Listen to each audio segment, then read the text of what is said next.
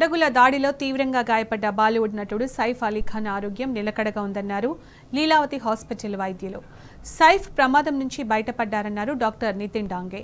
అర్ధరాత్రి 2 గంటల సమయంలో ఆయన హాస్పిటల్కు తీసుకొచ్చారన్నారు. వెన్నెముకలో గుచ్చుకున్న కత్తిని తొలగించామని తెలిపారు నితిన్. సైఫ్ ఎడమ చేతిలో 2 లోతైన గాయాలకు, మెడపై ఉన్న మరొక గాయానికి ప్లాస్టిక్ సర్జరీ జరుగుతుందని పేర్కొన్నారు. మరోవైపు ఈ కేసును సీరియస్గా తీసుకున్న పోలీసులు దర్యాప్తును ముమ్మరం చేశారు.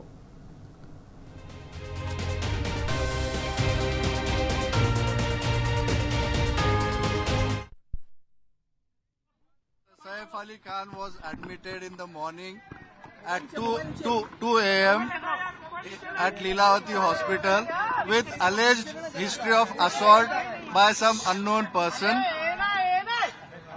At 2 a.m. he sustained major injury to the thoracic spinal cord due to lodged knife in the spine. Surgery was performed to remove the knife and also repair the leaking spinal fluid. 2 other deep wounds on his left hand and one on the neck was repaired by plastic surgery team.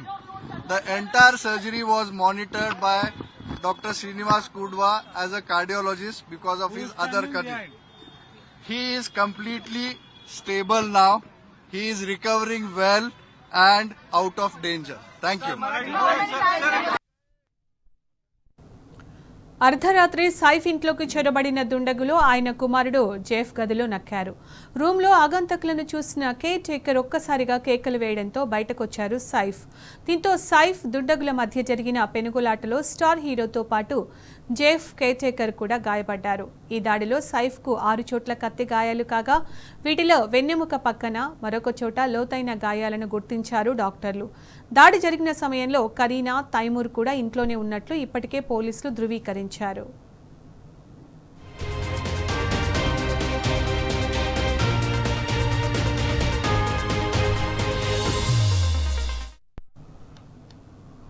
అయితే సైఫ్ అలీ ఖాన్ పై కత్తితో దాడి చేసిన వ్యక్తి ఎవరు అనేది ఇప్పుడు సంచలనంగా మారింది.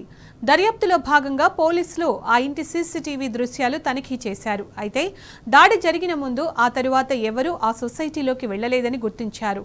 సైఫ్ ఉంటున్న సొసైటీలో ఆ దుండగులు ముందే ఉన్నట్లు అంచనా వేస్తున్నారు. ప్రస్తుతం 7 ప్రత్యేక బృందాలు ఏర్పాటు చేసి నిందితుల కోసం గాలింపు చర్యలు చేపట్టినట్టు తెలిపారు. ఈ ఘటనను అన్ని కోణాల్లోనూ దర్యాప్తు చేస్తున్నామన్నారు.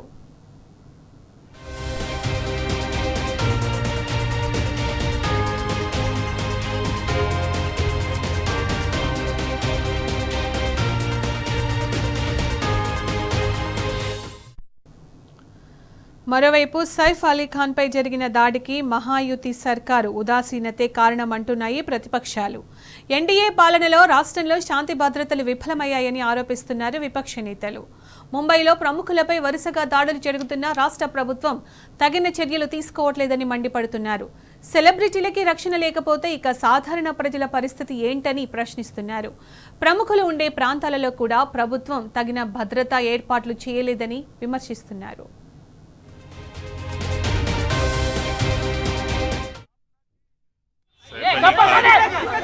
इनके साथ जो इंसिडेंस हुआ है उसमें एक एक्यूज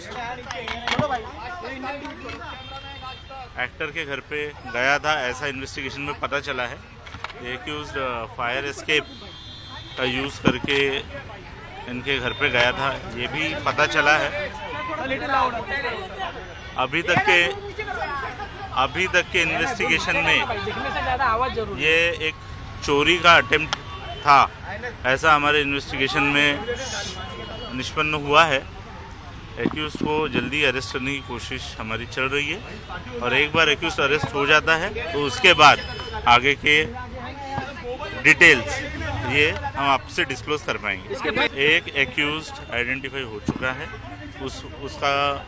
उसने स्टेयरकेस का यूज़ किया था, ये पता चला है. उस एक्यूज को अरेस्ट करने के लिए टीम्स फील्ड पर है.